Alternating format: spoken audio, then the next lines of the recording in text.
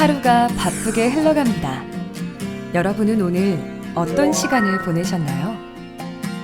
바쁘다는 핑계로 미뤄둔 당신의 몸이 위협받고 있는 지금, 어떤 선택을 하시겠습니까?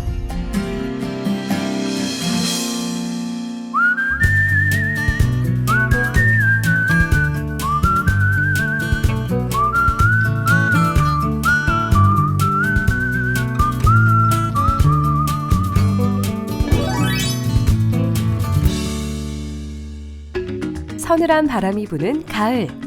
하지만 대기 오염으로 청명한 하늘을 보기가 쉽지 않습니다. 게다가 일군 발암물질이라는 미세먼지까지 가세해 대기질은 점점 나빠지는데요. 특히 우리나라의 수도 서울은 LA나 런던, 도쿄 등 세계 주요 도시들보다 미세먼지 농도가 월등히 높은 편입니다.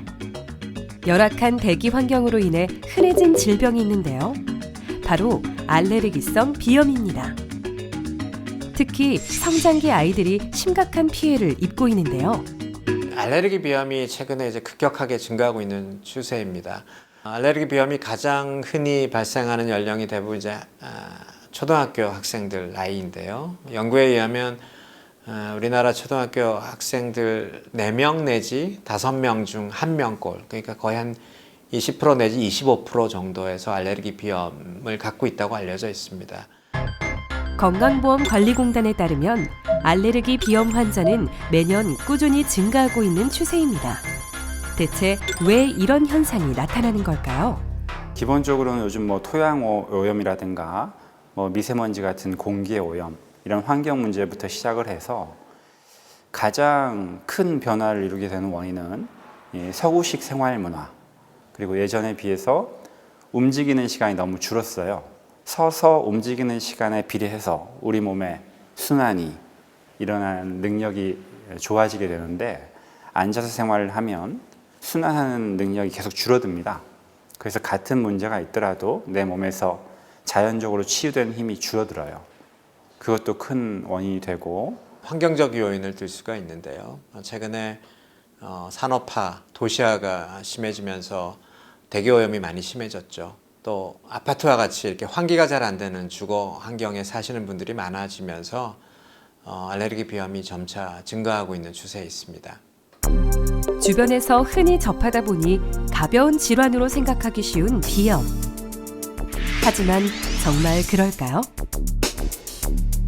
자꾸 재채기를 한다거나 가려워서 눈을 비빈다거나 코를 비빈다거나 이런 증상 때문에 학생들이 집중력이 저하가 될 수가 있고요. 또 비염 때문에 직장에 못 가고 또 이런 어떤 작업 능률이 떨어지는 그런 어떤 작업 능률의 손실 문제도 이제 큰 문제로 대두되고 있습니다.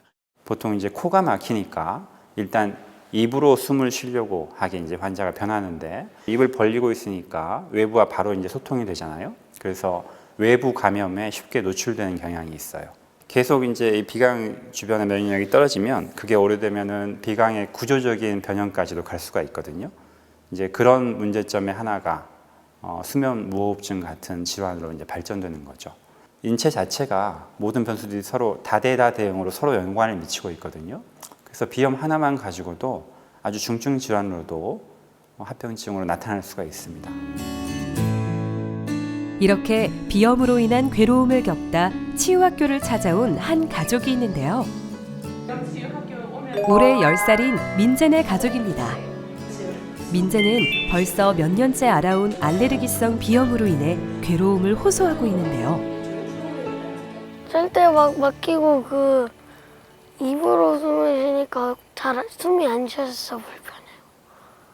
한 3, 4살쯤 됐었는데 감기에 너무 자주 걸리고 숨이 안 쉬어지니까 계속 이제 코를 막 이렇게 만지고 재채기하고, 먼지가 날리는 데 가면은 재채기하고, 심지어 이제 눈까지 새빨개지는 그런 증상이 평상시에도 많이 있거든요. 코 고는 거는 일상으로 이제 밤에 잘 때 코 골고, 그다음에 잘 때 입을 다물지 않고 벌리고 자고, 아침에 일어나면 이제 베개가 흥건하게 젖어 있고, 그러다 보니까 푹 자는 느낌은 자기 스스로도 못 느끼는 것 같아요. 그러다가 이제 병원을 이제 계속 다니다 보니 알레르기성 비염에 이제 알레르기 그런 항목들이 나오잖아요. 좀 여러 개가 아이가 있더라고요. 뭐 진먼지 찐득이라든가 잣나무, 바퀴벌레 알 이런 알레르기도 저는 있는지 처음 알았는데 그런 알레르기 질환이 있어서 같이 비염이 계속 있는 것 같아요.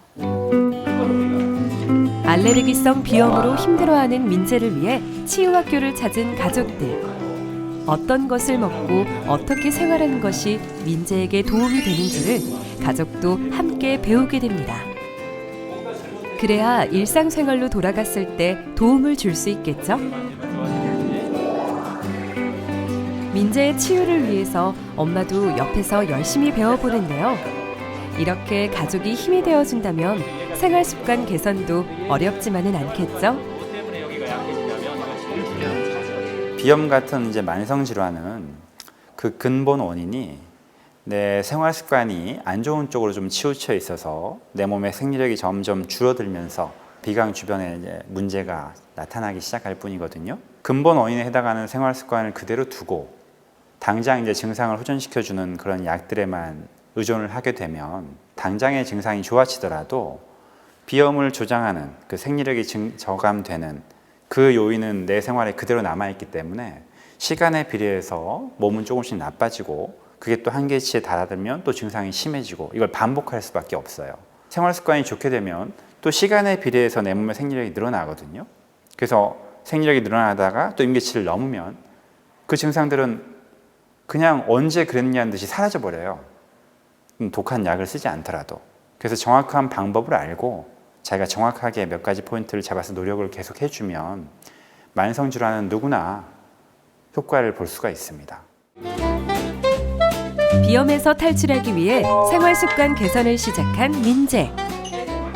민재와 가족들이 함께한 8주간의 프로젝트. 과연 민재는 비염으로부터 자유로워질 수 있을까요?